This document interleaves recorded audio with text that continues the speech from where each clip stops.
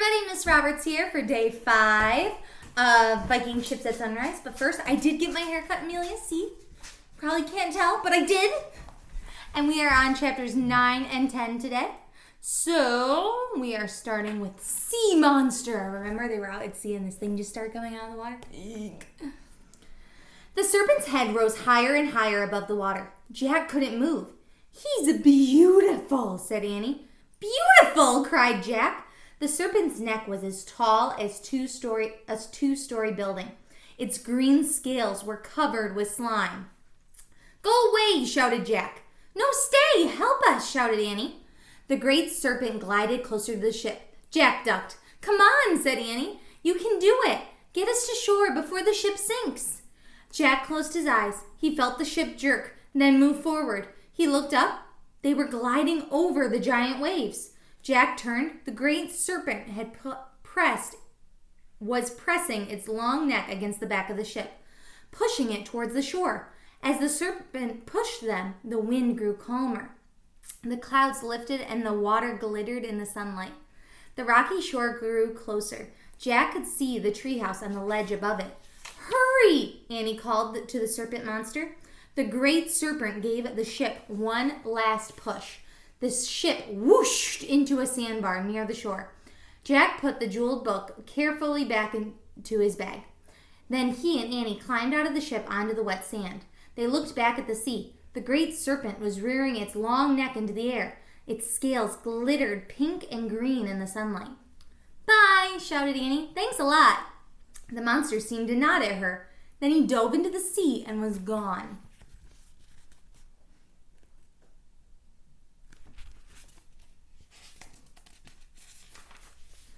Jack and Annie headed towards the rocks. All of a sudden, Annie gasped. "Uh-oh," she said, pointing to the top of the cliff. 2 Vikings were staring down at them. "To the treehouse!" cried Jack. The Vikings shouted and started down the steep stairs. Jack and Annie began scrambling up the rocks. They reached the treehouse and climbed inside. Jack grabbed the Pennsylvania book. Annie stuck her head out the window. "Go home! Stop causing trouble!" she yelled. To the Vikings, who were almost up to the ledge, Jack pointed to the picture of Frog Creek. "I wish we could go there!" Jack shouted. Just as the Vikings reached the ledge of the wind began to blow. The treehouse started to spin. It spun faster and faster. Then everything was still. Absolutely still. Chapter 10, Sunrise. "Boy, I'm glad to be back in jeans," said Annie. Jack opened his eyes. He still felt damp, but he was glad to be wearing his jeans again, too. "Welcome home," said Morgan. She was standing in the shadows. "Are you all right?" "Of course," piped Annie. "And we brought back the lost book," said Jack. He reached into his backpack and took out the jeweled book of Brother Michael. He handed it to Morgan. The enchantress sighed. She ran her hand over the sparkling cover. "A great work of art," she said. Morgan then put the book next to the scroll from the Roman times and the bamboo book from the ancient times. From ancient China, not ancient times. "I'm afraid the story you wanted is not all there," said Jack. "Brother Michael didn't get a chance to finish it." Morgan nodded. "I know," she said. "Sadly, we have only bits and pieces of many wonderful old stories." "What's the story about?" asked Annie. It's an Irish tale about a great serpent named Sarf," said Morgan.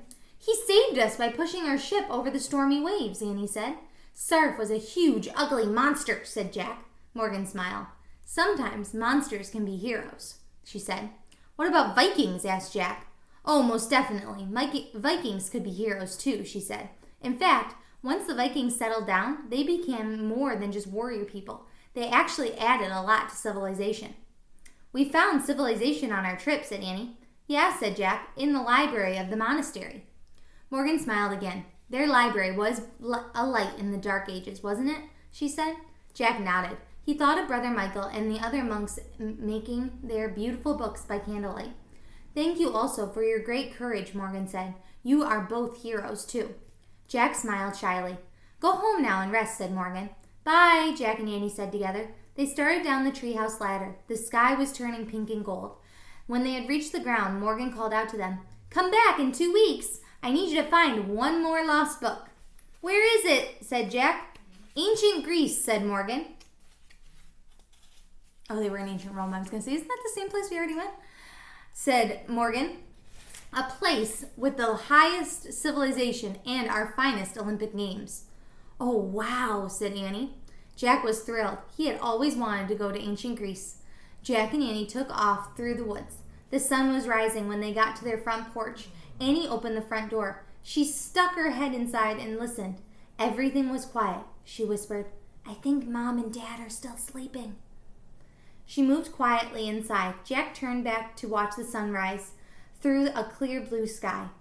He thought about how it was the same sun that had risen in Ireland over 1,000 years ago. Shine, O light of the sun, Jack whispered, on this day filled with wonder. Then he slipped inside his quiet house.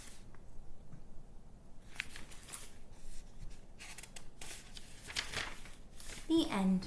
And that is the end of Viking Ships at Sunrise. Now, before I start talking to you about our next book, I have an announcement. So I was doing a few calculations trying to figure out where we would be if I kept reading one book a week. And I discovered that I would be reading for at least a month, if not 2, into the school year. And while I do enjoy reading with you, I'm worried about becoming busy when school starts. So I want to make sure that I can get all these books finished, because like I said, it was my goal. I wanted to finish these books. So next week, I'm going to read an entire Magic Treehouse book every day. So that way, next week, we're going to read 5 books. And depending on how it works next week, I might do it again the week after, just so we can get as many of them done as we can. Now, I'm still going to record them in chunks so that if you watch them slowly, you can still do that. Or you can watch them all at once. It's completely up to you, but I'm still going to record it in chunks. Plus, the odds of me not messing up a video that'll probably take about an hour is not good. Let's be honest, Ms. Roberts would probably mess it up. So, give me just one moment and I'll grab our books.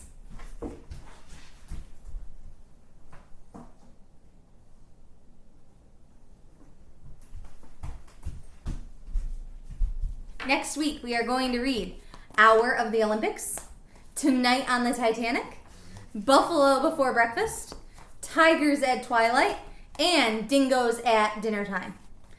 Now, I will read the synopsis for each of these when I finish one, so let's read the back of Hour of the Olympics.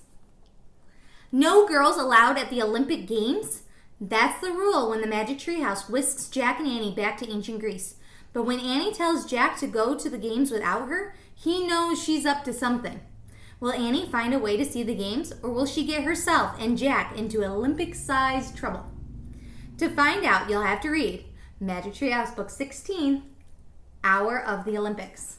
So, I will get started on this, and I might even read just a little bit ahead just in case, so that if I miss a day, I'll still have time to get all 5 done. So hopefully, I'll be reading this for you and posting it on Sunday. But that's my plan, and I wanted to let you all know, because I know a few of you are still listening to me weekly, so I wanted to let you know what my plan is, and that we're going to read a little bit extra next week. Wish me luck. Have a great weekend, and I will see you soon. Bye-bye. Oh, also, I haven't said this in a really long time. I miss you. I miss you like crazy. I wish we were back in school. I would love to see you all. I miss you. I can't wait till we go back. And like I said, have a great weekend. Have a great summer. Keep enjoying yourselves. Make the best of this. And I will hopefully be seeing you soon. Bye-bye.